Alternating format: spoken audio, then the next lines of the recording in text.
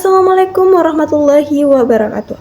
Perkenalkan, nama saya Nurul Iza dari kelas BKC dengan NIM 24040450003. Video kali ini saya akan membahas mengenai pertumbuhan dan perkembangan manusia dari lahir hingga dewasa. Dalam perjalanan hidup, manusia mengalami berbagai tahapan pertumbuhan dan perkembangan.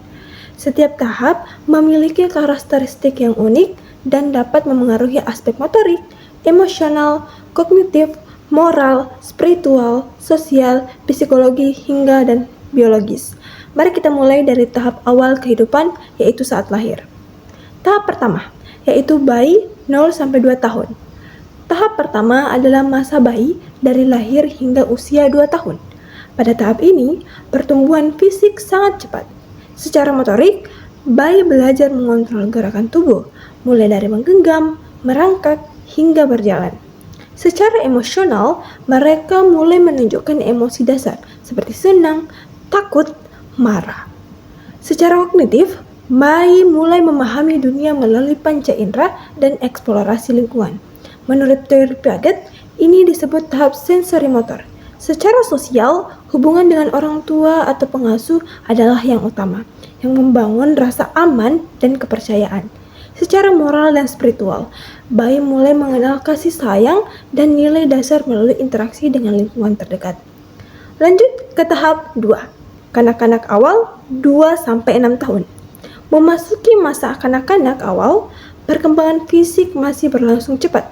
Secara motorik, anak mulai menguasai keterampilan seperti berlari, berlompat, dan menggambar. Secara emosional, anak mulai memahami emosi yang lebih kompleks dan menunjukkan kemandirian. Secara kognitif, anak memasuki tahap pra-operasional. Menurut Piaget, mereka mulai berpikir simbolis, namun masih sulit memahami sudut pandang orang lain.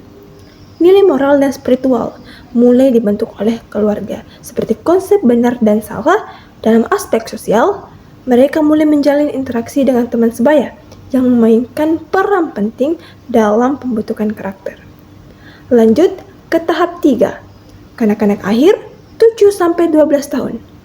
Pada masa ini, anak-anak menunjukkan kemampuan motorik yang lebih halus, seperti menulis dengan baik dan bermain olahraga.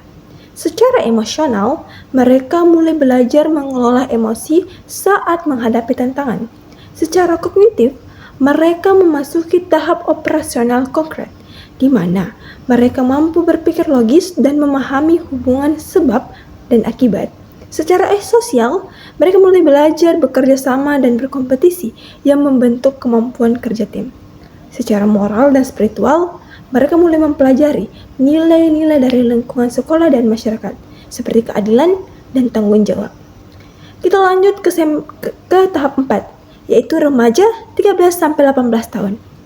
Remaja adalah masa perubahan besar, terutama secara biologis.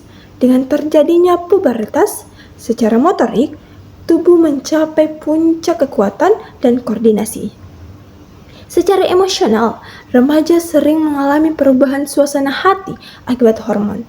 Secara kognitif, mereka memasuki tahap operasional hormonal dengan kemampuan berpikir abstrak dan kritis.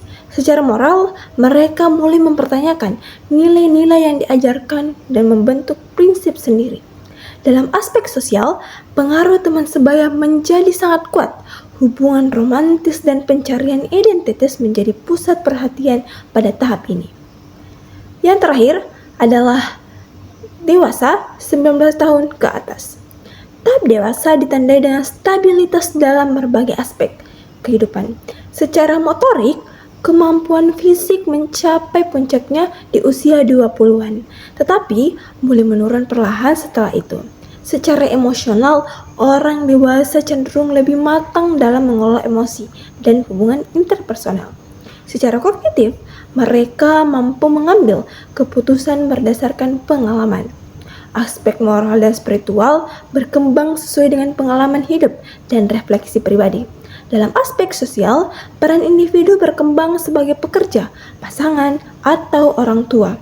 Secara psikologis, mereka mencari keseimbangan antara karir, keluarga, dan kebutuhan pribadi.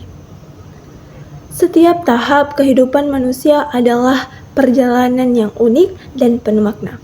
Pertumbuhan fisik dan perkembangan psikologis, sosial, serta spiritual terus berlangsung sepanjang hidup, membentuk individu menjadi pribadi yang utuh.